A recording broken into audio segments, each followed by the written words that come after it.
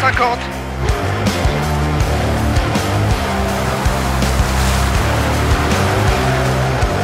Vous êtes sûr que ça en fait pas un petit peu trop pour des pilotes de tondeuse?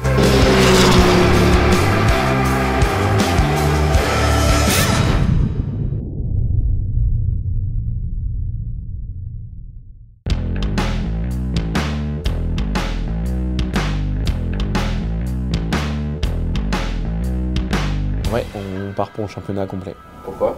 En fait, on roule avec Louis depuis 2016 et on n'avait jamais eu l'opportunité de faire un championnat complet. En 2020, on a remporté la première manche du championnat, donc on s'était posé la question de savoir si on n'allait pas continuer. Mais en mars 2020, forcément, il ne s'est plus passé grand-chose après Arzac. Et puis à l'intersaison, entre 2022 et 2023, on a posté pas mal de contenu sur les réseaux, notamment Instagram, de nos caméras embarquées, etc. Et ça a vraiment bien plu. Tiens. Ok. Oh la flemme. Allez, c'est moi qui fais. Moi j'accélère et je freine.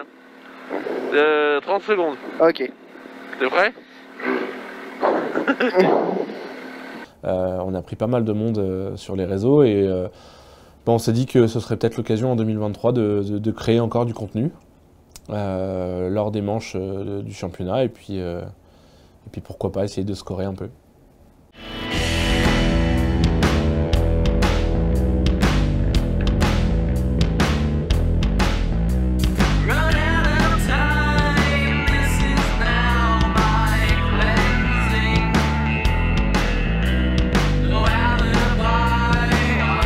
Quel état d'esprit? 2023, je pense que c'est vraiment une super année pour construire un championnat parce qu'en termes d'engagés, le plateau est à un super niveau. Je pense pas que quelqu'un puisse parier sur un pilote en particulier pour le championnat. Tout le monde a le niveau pour aller chercher le titre et ça c'est vraiment top parce que ça promet une super bagarre.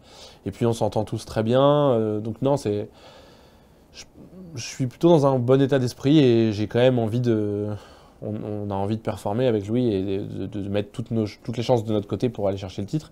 Mais on sait que ça va être une bagarre et que ça va pas être simple et c'est cool, vraiment.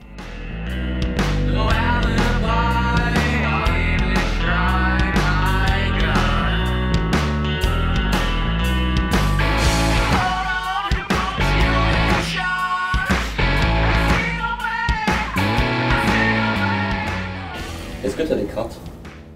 En fait, moi, je suis toujours assez pessimiste. J'ai toujours un peu peur de tout. J'ai surtout peur de ne pas être au niveau, à vrai dire. J'ai toujours aussi peur des autres. Je me dis, là, Guillaume, par exemple, il a une voiture neuve. Et je me dis, waouh, ça se trouve, nous, on roule avec une 2018, un Can-Am X3 2018. Et je me dis, peut-être que la version 2022 va être beaucoup plus perfo. Et du coup, content de la voiture? Ouais, super content. C'est la dernière, c'est ça, la nouvelle, là? Ouais, c'est une 2022, mais c'est exactement les mêmes que les 2023. Ouais. Et ouais, super content. Ouais. Globalement, qu'est-ce qui change un peu par rapport à la scène La puissance, on a 200 chevaux. Ouais. Après, qu'est-ce qu'il y a? Le variateur primaire qui est nouveau. Ok. Ouais. Et puis après, tout est à peu près pareil. Avant la première spéciale, c'est toujours un truc, j'attends de voir ce que ça donne sur les chronos pour essayer de me rassurer de ce côté-là. Et puis après, je crains toujours les autres parce que comme je l'ai dit tout à l'heure, on a tous un très bon niveau. Et même quand on arrive à faire un bon temps sur une spéciale, je suis content sur la liaison. Et puis quand on arrive au point stop, je me dis, bon, ok, on a eu de la chance sur celle-là. Dans la deuxième, ils vont nous mettre encore une raclée. Une raclée, qu'est-ce que c'est que ce mot de l'enfer là? Oh non, ils nous ont mis une raclée!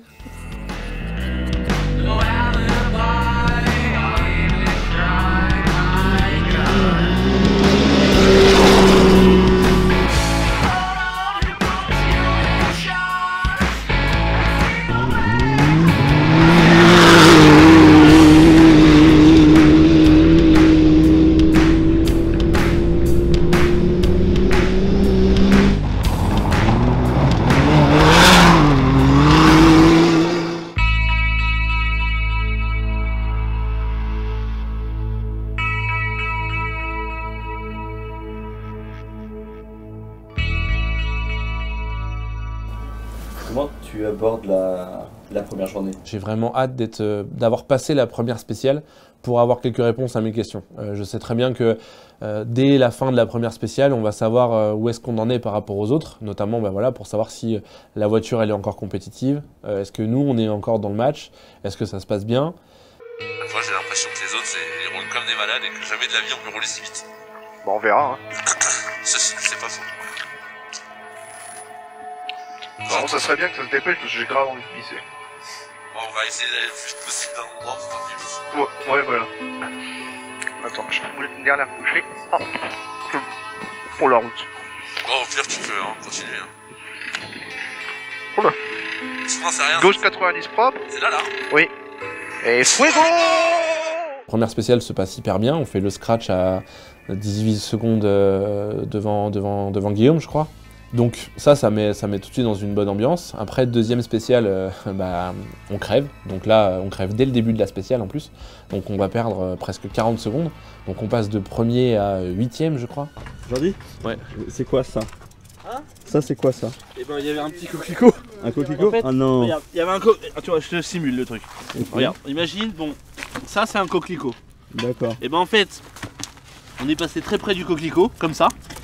Et Oui. ça s'est fait tout seul. Ah. Voilà. Et puis après, bon bah... Ça s'est cassé tout seul.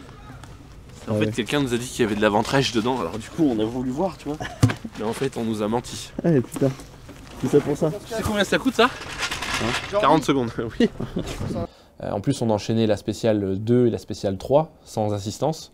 Donc dans la crevaison, on a un peu pété un triangle. Donc ça fait qu'on a abordé la spéciale 3 avec les 4 roues gonflées, mais j'avais le volant qui était un peu comme ça. À 9? Allez, on se reconcentre. On essaie de faire ce qu'on peut avec la direction. On va dire qu'on a une direction un peu Aléatoire. exacte.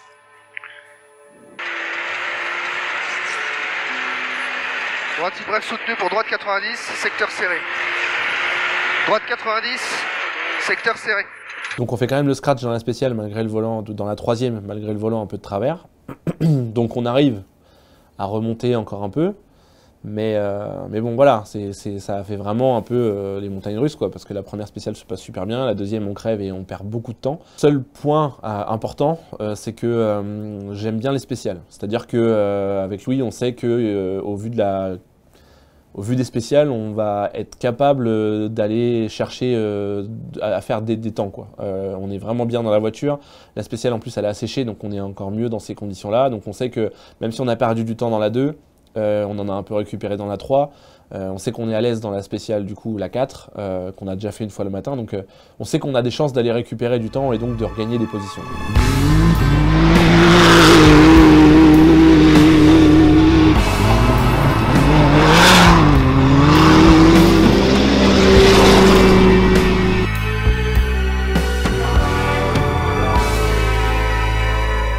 Même dans les phares, il ne laissera jamais tranquille. Dans l'ensemble. J'avais changé une courroie. Parce que là, les mécanos sont occupés à changer un pont avant. Donc je vais aller bosser.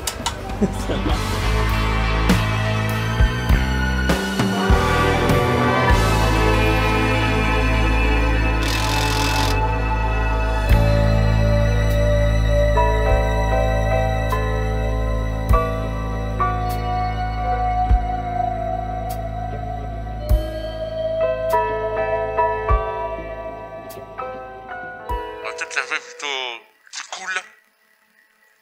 Que venin? Ouais. Est-ce que vous avez des choses à boulotter? Pour le Super. pour le petit déjeuner? Je peux. Ouais, bah, vous me signez mon carton et en échange, moi je vous déleste d'un petit mignardise. Mais t'es vraiment un raclo. Mais c'est pas possible. Oh, merci beaucoup! C'est fou, Vous êtes bien aimable! Vous êtes très aimable, merci Là, beaucoup! Tous les gars de derrière, ils vont vous demander des trucs. Hein. Je vous recommande à Dieu. Hop là. Je vous ai écrit bisous sur le petite liste de pointage pour vous remercier. Merci beaucoup. Merci. Merci. Pour vous remercier du croissant qui sera déjà pas C'est une vendu. chocolatine. Ouais. Mon objectif, c'est de demander à manger à chaque stop.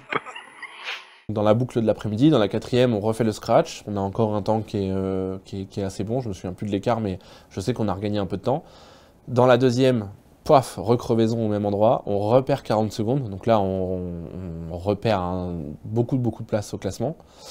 Là, c'est un peu plus compliqué à digérer parce qu'on sait qu'il reste qu'une spéciale. Qu'on aime bien, mais on sait que ça suffira pas pour remonter en tête du classement, et on sait pas vraiment comment on va aborder la journée de dimanche. Donc bon, on refait le scratch dans la 3e spéciale, mais on est 8e, je crois, à ce moment-là. Valentin a pris la tête du général, et on est à 12 secondes de Valentin. Comment ça s'est passé aujourd'hui? Ouais, voilà. Le but c'était au moins de finir la première journée, de ne pas mettre cabane dès le départ. Donc on est parti avec une petite réserve qu'on a gardé. Enfin on a monté un petit peu en rythme au fur et à mesure de la journée. Et ça va, on a fait des bons temps, on a été régulier. Et au final ça a payé ce soir. Bon, il y a eu quelques erreurs dans les temps affichés par rapport à ce que nous on avait trouvé à la montre. Il y a une ou deux spéciales qui ont été remises à jour. Mais là, la dernière, ils nous mettent 13e avec 30 secondes sur le premier. Ah oui, alors pas du tout. Bah, nous, notre temps, ça nous met 3e en fait. Ah oui, d'accord. Donc voilà, on attend de voir la mise à jour des classements pour voir le classement de la première journée. Mais bon, normalement, on était devant, donc je sais pas. Devant ou deux, je sais pas. Ça va, pas de casse sur la voiture? Non, non.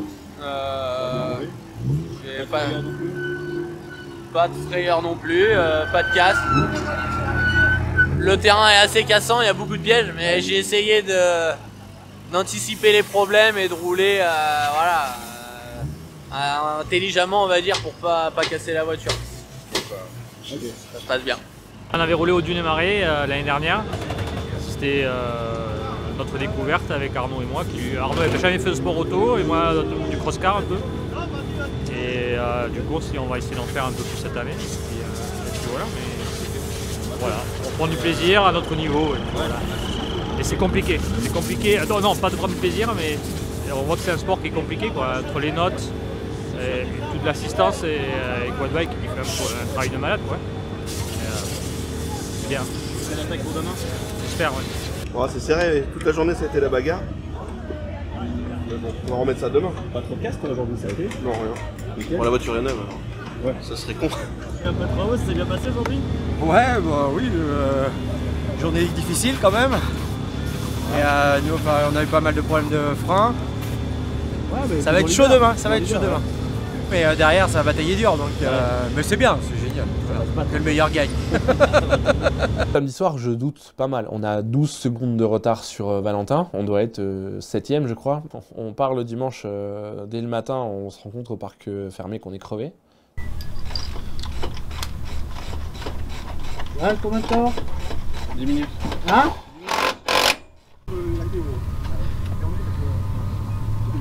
Donc ça commence pas terrible.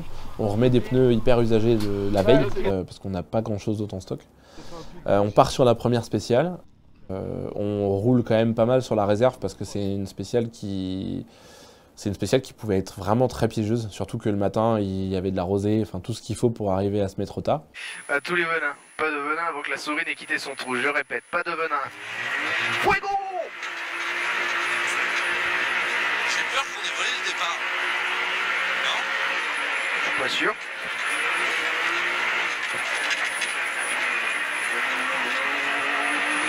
Et à notre bonne surprise, on fait le scratch avec plus de 10 secondes d'avance sur le deuxième.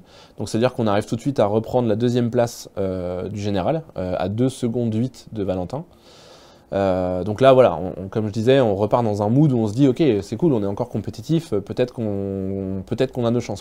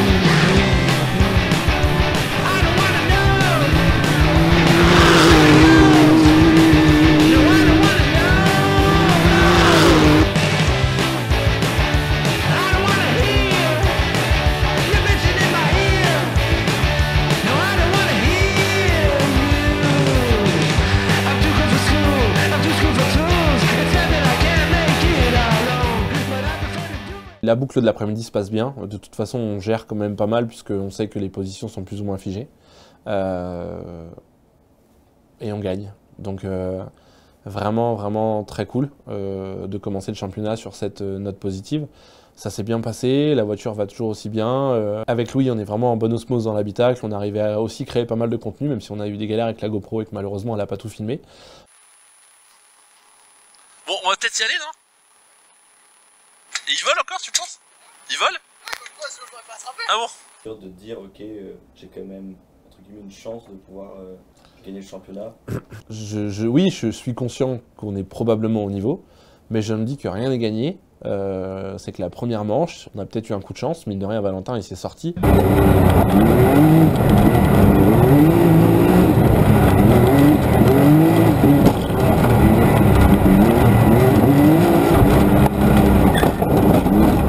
Ça peut nous arriver aussi, mais si Valentin s'était pas sorti et qu'il nous avait claqué 3 gros temps comme il est capable de faire dans les dernières spéciales, est-ce que ça aurait pas été la bagarre jusqu'au bout? Voilà, là on a des certitudes parce qu'on est après le rallye, donc on sait comment ça s'est passé, mais on sait pas comment le prochain va se passer, donc tout reste ouvert, quoi.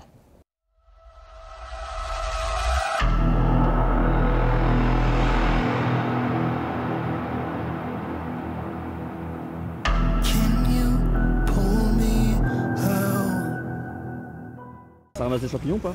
Ah, j'en ai pas trouvé en tout cas. Ah merde. J'aurais préféré. Mais Les bon. petits cèpes? Un peu, c'est cool. Ouais, on est ex-aequo avec Jordi alors. Ah ouais? Comme on me laissait passer devant par la Charente-Maritime. Charentais maintenant.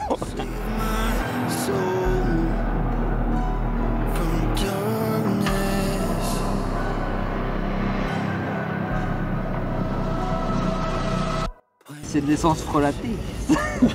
C'est le secret de la victoire. And no one can hear you.